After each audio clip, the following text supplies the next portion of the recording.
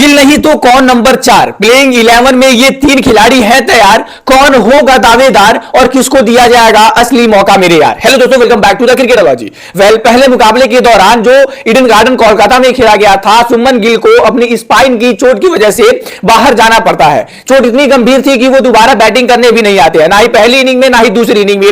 उनको लेकर कहा जाता है कि रिपोर्ट ज्यादा सीरियस बता रही है। वो आईसीयू में भी भरते थे, अपने गले को थोड़ा सा भी नहीं हिला पा रहे थे और इसको लेकर बताया जा रहा था कि टीम क्योंकि उनको ऊपर ज्यादा जो है वो रिस्क नहीं लेना चाहती, इस वजह से बैटिंग करने के लिए नहीं भेजती है। लेकिन इस वक्त सुमन गिल जो है वो टीम इंडिया के साथ बिल्कुल भी ट्रैवल कर रहे हैं और गुवाहाटी पहुंचे हुए हैं। गुवाहाटी क्योंकि टीम इंडिया का दूसरा मुकाबला 22 तारीख को यहीं पर खेला जाना है और ऐसे तो सुमन गिल जैसे ही डिस्चार्ज होते हैं बाकी टीम मेंबर्स के साथ वो गुवाहाटी के लिए फ्लाई करते हैं और वहां पर पहुंच भी गए हैं। लेकिन अब ये चीजें कंफर्म कर दी गई हैं कि सुमन गिल जो है वो दूसरा मुकाबला खेलते हुए आपको नहीं दिखने वाले हैं, क्योंकि उनको लेकर जो टीम इंडिया है वो ज्यादातर रिस्क नहीं लेना चाहती। रिस्क इस वजह से क्योंकि अभी सुमन गिल को हम लोग तकरीबन 2 महीनों से रेगुलर क्रिकेट खेलते हुए देख रहे हैं। हमने उनको 12 टी20 आईज, 3 टेस्ट, 3 ओडीआई मुकाबले खेलते हुए देखा।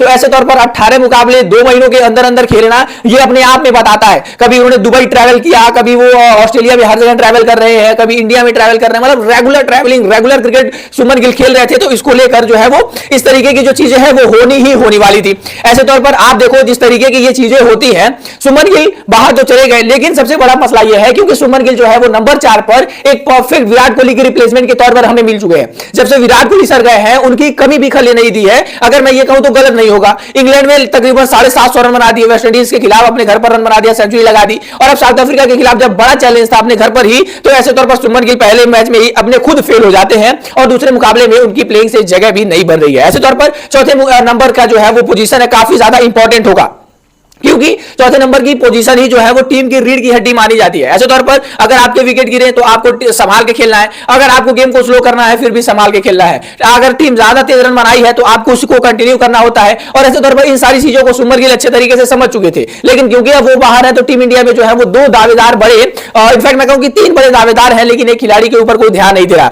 वो खिलाड़ी है ऋतुराज गायकवाड़। ऋतुराज गायकवाड़ अभी डोमेस्टिक में फिनोमिनल जो है वो उनको आगे चल रहे हैं। 50 का उनका एवरेज है, यानी 50 का उनका एवरेज चल रहा है। तो इससे आप सोच सकते हो कि वो खिलाड़ी किस तरीके की फॉर्म में होगा। अभी सेंचुरी लगा कर आ रहे हैं, हाफ सेंचुरी लगा कर आ रहे हैं, ये अलग ही बात है।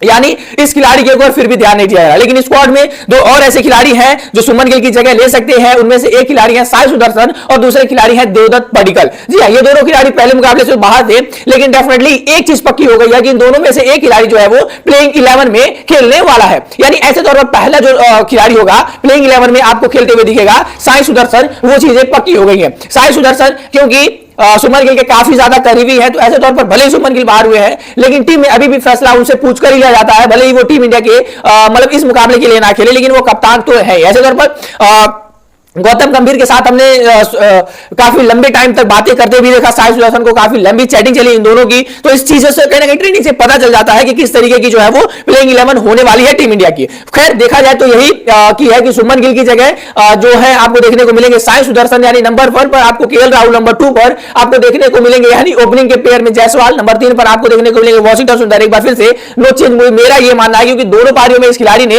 अपनी टीम और साउथ अफ्रीका की टीम से सबसे ज्यादा गेंदें खेली। यानी पहली इनिंग अगर साउथ अफ्रीका की मिलाते हो, पहली इनिंग अगर भारत की मिलाते हो तो वॉशिंगटन सुंदर ने सबसे ज्यादा गेंदें खेली। दूसरी इनिंग अगर दोनों पारियों की मिलाते हो तो सबसे ज्यादा गेंदें पहले टेम्पा बबुआ ने खेली, फिर इस खिलाड़ी ने खेली। तो अपने आप में बताता है कि वॉशिंगटन सुंदर की प्लेइंग 11 में होनी चाहिए। वहीं पर अब चौथे नंबर पर साई सुदर्शन, तो 5वें नंबर पर आपको आ जाएंगे ऋषभ पंत, 6वें नंबर पर ध्रुव जुरैल, 7वें नंबर पर आपको रविंद्र जडेजा, 8वें नंबर पर नीतीश कुमार रेड्डी, 9वें नंबर पर कुलदीप यादव, 10वें नंबर पर जसप्रीत बुमराह, 11वें नंबर पर मोहम्मद सिराज।